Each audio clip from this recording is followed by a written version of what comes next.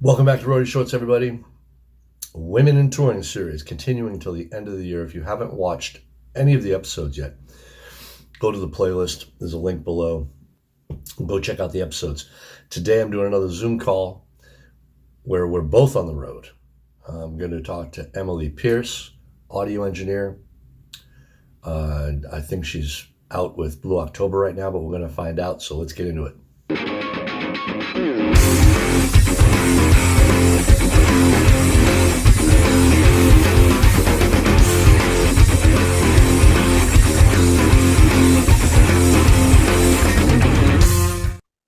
Hello. How's it going?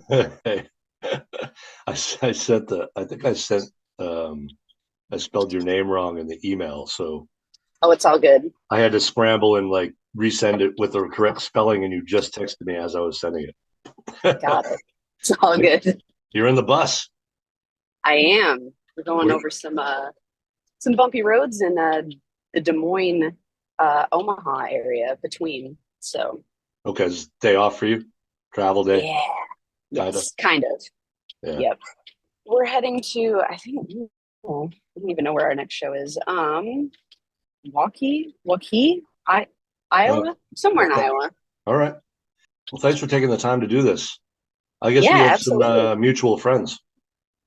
Yes, I think I saw your interview with. So I've never actually met her, but she works out of Orange County, like the observatory in Orange County. Um, Prashaya, yeah. yes, yep, couple of people. So Where are you from?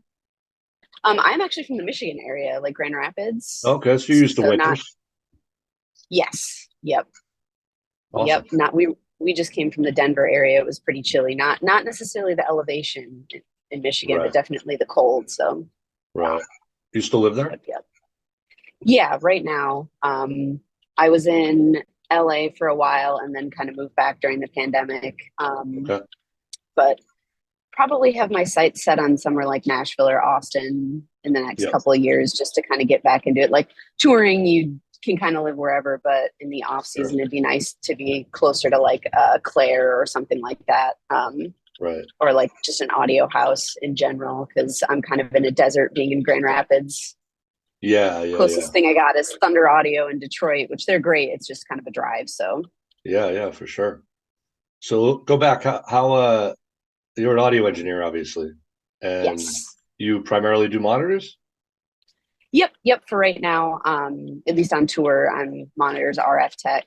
And then previously, I haven't stepped out to the other side of the snake in a while, but Yeah. uh want to do that again eventually. But I really like monitors right Yeah. now. So I mean, in my opinion, I'm a drum tech, but in my opinion, you have the hardest gig. So props to it you. is to me, people say that like our front of house guy who's out with us now, he's like, you got a way harder job than me. And I'm like, I in some ways I think it's more technical job, but Yeah. I think to me sometimes I think like front of house can be difficult too because you are mixing for yourself a little more. Yeah. But like to me, I'm like everyone would hear my mix, and to me, And I'm like that's crazy. you're dealing directly with the artist, and Yeah. sometimes And those I mean, artists can be difficult. So yeah, it depends, and I think now, at least in my experience with having things um,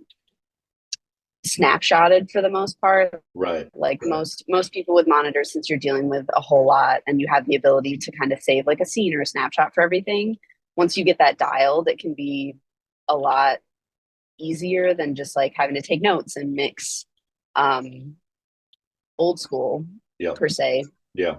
But yeah, it can be difficult if you have maybe a disagreement or a personality that doesn't quite jive. But luckily, I've not really encountered a ton of that. I don't think the people who I work with are fairly experienced. They already know what they want, which is a lot easier than working with maybe a younger artist that doesn't. Right, Um, right, so right. So when did you start touring? What year did you start touring? I started touring during the tail end of the pandemic. So like Oh wow, right okay. when everybody was coming back, kind of towards the end of middle of like 2021. Okay. I think, yeah. So Yeah. not a super long time, but kind of hit the ground running because I've not really stopped since past How couple did of years. how did that happen for you? Did you just get a call from somebody that needed somebody, or Yeah, I worked with a girl at Schubert. I worked at Schubert Systems out in Los Angeles for like 3-ish years. yeah, And I met her, my friend Mackenzie, I met her out there. We worked together and gigged together a lot. And she knew their old front of house engineer, and they were looking for a new monitor person. So a yeah, couple levels of networking yeah? and talked to their management, and we've been with them ever since. So This is Blue October, right? yes, yep, Okay, yep, yep. Yeah, yeah, they've been doing it for a hot minute. So yeah, for sure. yeah. Been around a while. So let's go back even before that. Like, what even made you want to get into doing what you're doing now? I had always like played music growing up. What do you play? Um, I played piano was the first instrument that I learned how to play, The gateway. and then I did band. I played clarinet, and then taught myself how to play oboe. And that's Wow, what I went to. I went to a year of music education, that being my primary instrument, and I did like drumline and stuff for marching band. nice. Uh, Played bass for a little bit. I don't know Yeah, what I'm doing on it. I just know how to noodle around. I haven't picked anything up in a while, but right. uh, kind of went that path for a little bit. And then Yeah, I kind of decided I didn't want to be a music teacher anymore and didn't like the instrument that I was playing as much. And I uh, joined the military oh instead wow, for a wow, while. that's a change. But then, yeah, I was hoping to get into the band, but I didn't make it, which is totally fine because that was a blessing in disguise. I had a friend who played in the Marine Corps band, and he kind of hated it because Yeah, it was just like it was like touring, except for you could never take time off when you wanted to, and you're playing the same like couple of songs over and over again, sure, and you're yeah, not yeah, placed in your chair based on your ability. It's more of a rank thing, right, right. and so It's interesting though that you like you went into the Marines through music, kind of, right? So, or yeah. that's what you were trying to do anyway. Yeah, absolutely. It's kind of Yeah, always been like my path is I've always loved music, loved yeah, going to live events. yeah, And I think when I started going to shows when I was like a young teenager and stuff, I saw like the community in it.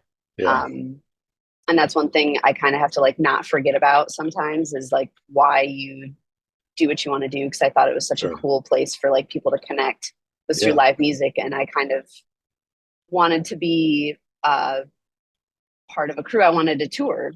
Before you started touring, were you doing mostly local venue stuff? Yeah, so when I was in Los Angeles, I was going to audio school at the time, and then I got an internship at Schubert. Um, but before that, I volunteered at a venue once just to like watch what was going on, Yeah. um, and help with like changeover and stuff, just to like learn things.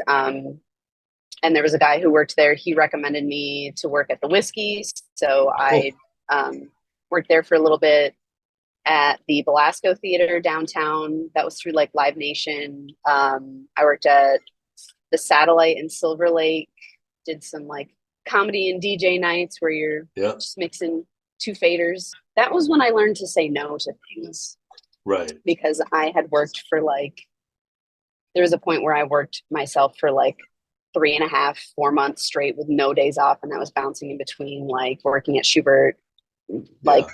10 a.m. to 5 p.m. and then Yeah. working at a club at nighttime and then working all weekend and stuff. But I was kind of Right. trying to build my chops in Right. that aspect. So Okay. What's your favorite thing about being out there on the road?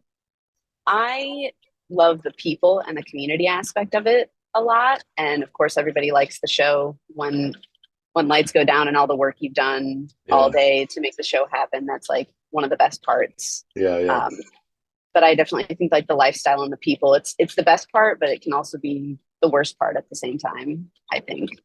Yeah. Because if you're not with a group of people that you really enjoy being with, it can be not so fun. But if you're Yeah. with a group of people that you really enjoy working with and touring with, sometimes it's hard to leave.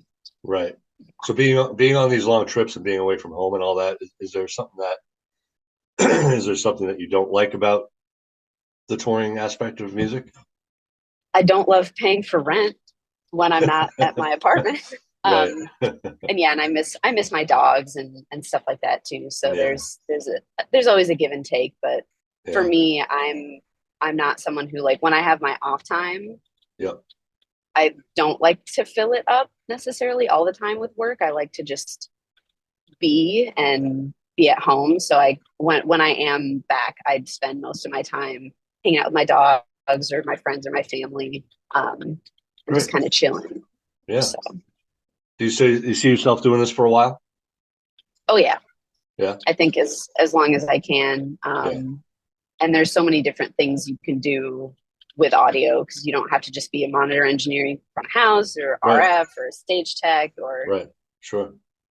a systems Sure. engineer. So Yeah. there's a lot of avenues to explore. In the time that you've been out, you said, 2021 after pandemic. Have you seen a change since you've been out, or have you been treated differently, or have you been treated better or worse, or I am lucky in that I don't think I've experienced some of the things that some other women have in terms of like being talked down to or anything. And even in the couple of situations where someone said something that's kind of stupid, it usually gets shut down pretty fast. yeah, So I think the culture surrounding it, in my experience personally, and I've only been doing it a couple of years, yeah, um, haven't had too much of a, I don't know. I'm part of the team. Sometimes I forget that, like, I'm only one of a couple of women that are on the bus, or for a yeah, while I was the only woman on the bus. yeah, Um, and it kind of doesn't matter at a certain point, because if you're part of the crew and you're doing your job well, then it shouldn't really matter, right, at the end of the day, kind of who you are in any aspect, I guess. yeah, So I've not really seen a ton of that personally, but I know that other women do experience some not so great treatment from people. But maybe being in the military, I kind of like come in with a more of, I don't know, you're more don't assertive.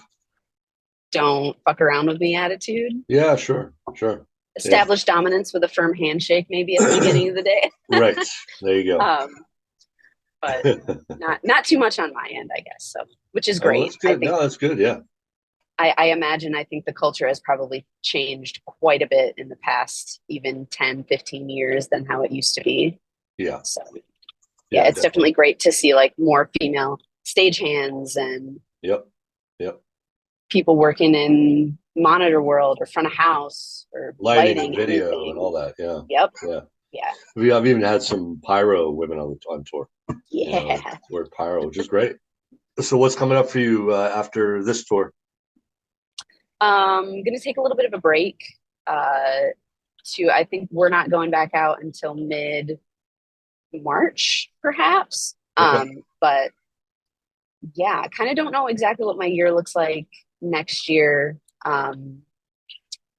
Just because I'm balancing a couple different gigs, so I'm not sure what I'm going to be doing Okay. just quite yet. But yeah, gonna take a little bit of a break because I was out with AJR, supporting Imagine Dragons over in Europe. So I've been out pretty much since August 1st. Went Yep. home for like a week and a half in October and then came back out again. So it'll be nice to have a little break for the holidays and Yeah. Yeah. not too. So, Yeah. You must have family back in Michigan that you get to see, right? oh yeah. Yeah. Yep. My whole family's from like the Grand Rapids area. So Awesome. it'll be nice to spend some holiday time and stuff with them, see Yeah. my dogs. Yeah. Exactly. What's the one piece of advice you'd give another woman that might want to do what you do? Just do it. There's Just go and space do it. for you. Yeah. Yep. And Know like how you to were wrap a saying, cable. what's that? Know how to wrap a cable and have a good attitude. That's for anybody. Do you find That yourself teaching people over under? I I think that's the one thing that's I think changed. I don't know how people get hired not knowing how to wrap a cable, because like that's the thing I need at the end of the night the most from like Yeah. stagehands is like Yeah. people who just know how to wrap a cable, break down a mic stand. Yeah. Yeah. Um, and there is, I think, some catching up to do, because I think a lot of us kind of people in the audio community and probably touring in general, some people like moved out of it, so everybody like kind of shifted up maybe Yeah. a little quicker. Yeah. And then there's a need for people who know how to wrap cable and push cases and stuff. So, but yeah, Yeah. I would say to anybody, women included, just do it. There's space for you. Well, good to meet you on here. Maybe we'll see you on the road sometime. Yeah. Who knows? Thanks. I'm glad we got to do this. Yeah, absolutely. Thanks so much. Yeah. See you down the road. All right. Sounds good. Bye. Bye bye. I love hanging out with my dogs. Yeah, Sometimes I'm like, great. should I leave the house today or should I spend time with my dogs?